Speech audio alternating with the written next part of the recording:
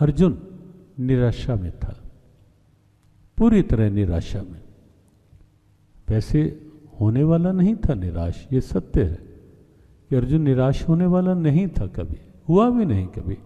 महाभारत युद्ध से पहले अर्जुन की स्थिति यदि आप देखेंगे, न तो कभी निराश हुआ अर्जुन, न कभी परेशान हुआ अर्जुन, न कभी व्यथित हुआ, न विचलित हुआ अर्जुन कभी, न कभी हारा अर्जुन। ये भी निश्चित है अर्जुन कभी हारा नहीं महाभारत युद्ध से पहले।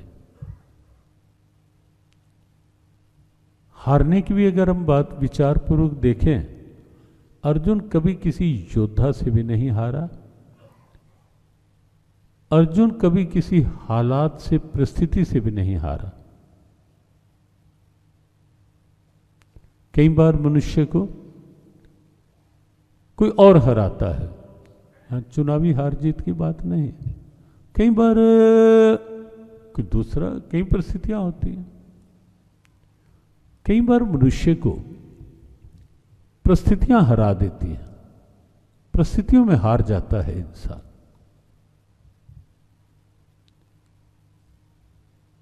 कई बार ऐसा भी होता है, सब ठीक होता है, परिस्थितियां भी ठीक होती हैं। हमने कहा बिल्कुल प्रैक्टिकल अप्रोच है, प्रैक्टिकल बातें हैं, और अर्जुन आपको वही दिखेगा, बिल्कुल दिखेगा कि बिल्कुल प्रैक्टिकल अप्रोच के साथ हमारी कहीं ना कहीं स्थितियों से जुड़ा हुआ पात्र है अर्जुन, दोनों रूप में। अर्जुन क्या हो गया अर्जुन को, और फिर अर्जुन को कैसा बनना था, वो दोनों स्थितियों के बीच में भगवत गीता है।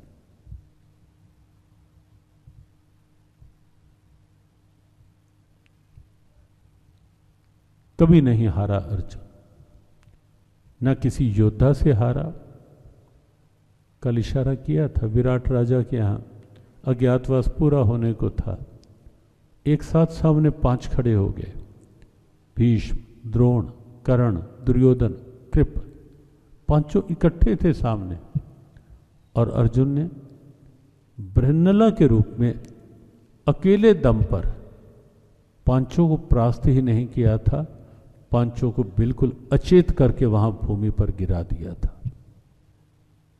ये महाभारत का विराट पर्व का पहला प्रसंग है, उसमें आप देखेंगे 5 को गिरा दिया था अचेत करके।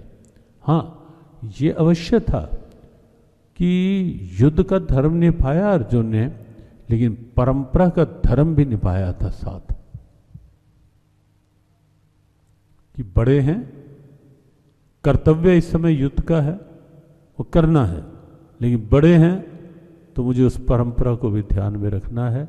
और इसलिए जब सामने खड़े हुए देख लिया, और उन्हें तो नहीं पता था अभी कि ये कौन, क्योंकि बृहन्नला के रूप में था अर्जुन, लेकिन अर्जुन तो देख रहा था ना कि पितामह है, गुरु द्रोणाचार्य हैं। और तब अर्जुन ने परंपरा निर्वहन के लिए जो पहला बाण छोड़ा था, वो बाण पितामह और आचार्य द्रोण के चरणों के पास छोड़ा था। अर्थात युद्ध की भाषा में अब भारत की वास्तविक अगर देखेंगे ना, और हमें लगता है ऐसे ऐसे प्रसंग शिक्षा के साथ जुड़े जाने चाहिए, बच्चों को पढ़ाए जाने चाहिए। जो आजकल के युवान बच्चे, जो ये जरा सी आजकल के पापा ने बात नहीं जरा सी मानी, बच्चे की नहीं मानी, कई जगह हम देखते हैं महीनों से पिता पुत्र बोल नहीं रहे।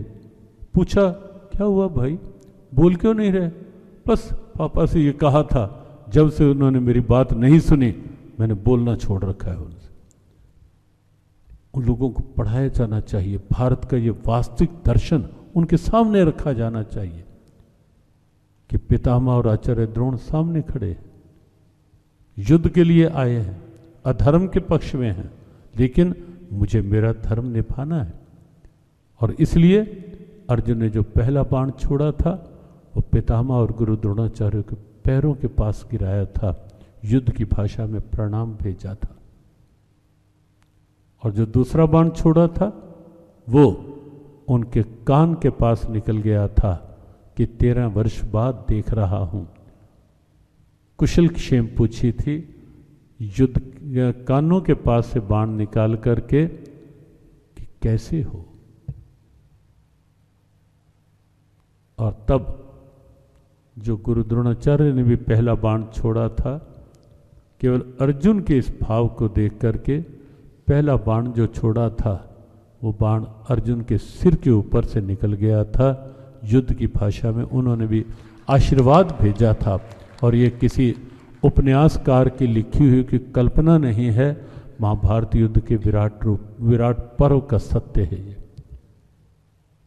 अर्जुन ने परंपरा सम्मान के बल पर आशीर्वाद खींच लिया था उनसे,